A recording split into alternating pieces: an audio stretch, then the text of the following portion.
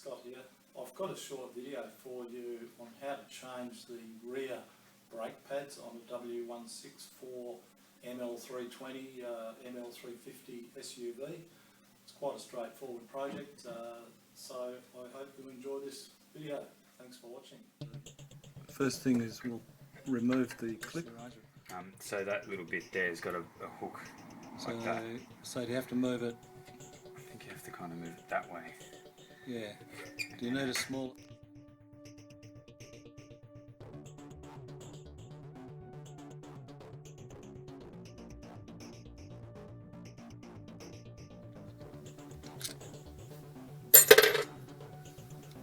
Then you can unplug the wear sensor.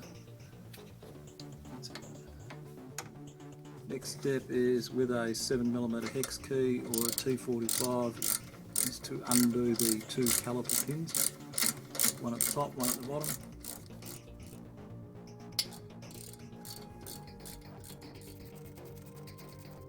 So once the caliper pins have been undone, just grab them with needle nose pliers and pull them out. Top one and bottom one. So now we're putting a screwdriver in between the pad and the rotor and levering the piston back inside the caliper body a little bit so we can get the caliper over the wear groove on the rotor. Now you can slide the caliper off. Great. Hard to do that bottom one because you can't see what you're doing. Yeah, so once your caliper's off, take the outside pad off first. Often they're stuck on with anti-squeal, so just give it a tap with a hammer. And then the inside pad is tweaked into the piston, just pull that straight out. So how simple is that? The next step is we have to push the piston back into the caliper body to accommodate the thickness of it. So using a common G-clamp, you can push the piston back into the caliper body.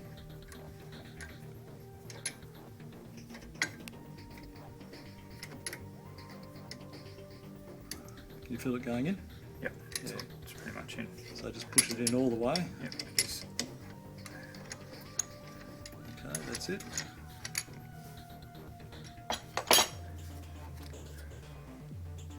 Now, yeah, put the inside one in first. Pad has little clips that clip inside the piston, and then you can push the new wear sensor fitting in.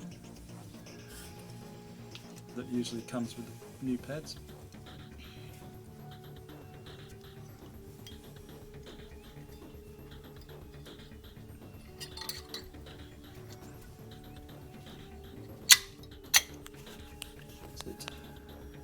This is the outside pad. We're just putting a bit of anti-squeal material on. A bit more than that, Mick.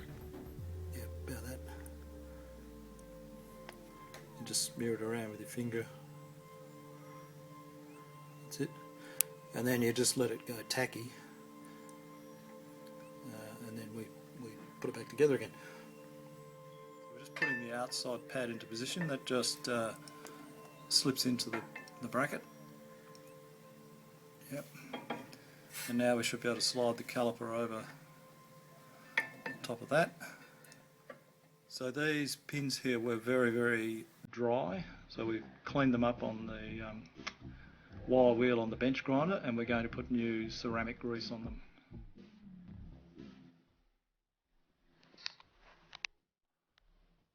It's very important these sliding pins allow the caliper to move freely, because that's how the forces are transferred over to the other side.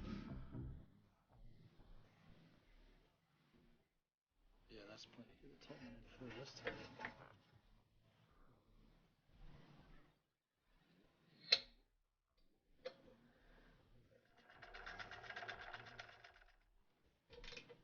Yeah, that's good.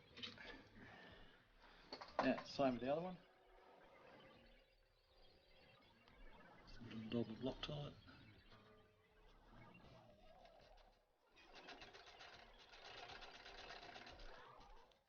Yeah, just nip that up nicely. Yep, that's good.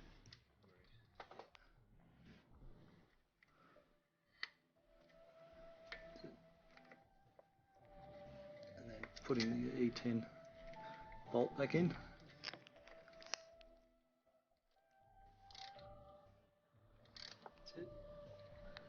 doesn't need to be very tight.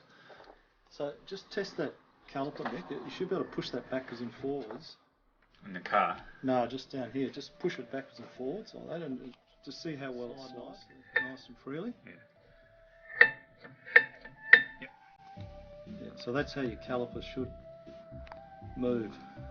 When the piston's wound right back in, you should be able to just slide that caliper backwards and forwards on those sliding pins. The last step is to put the little anti-rattle clip back into place.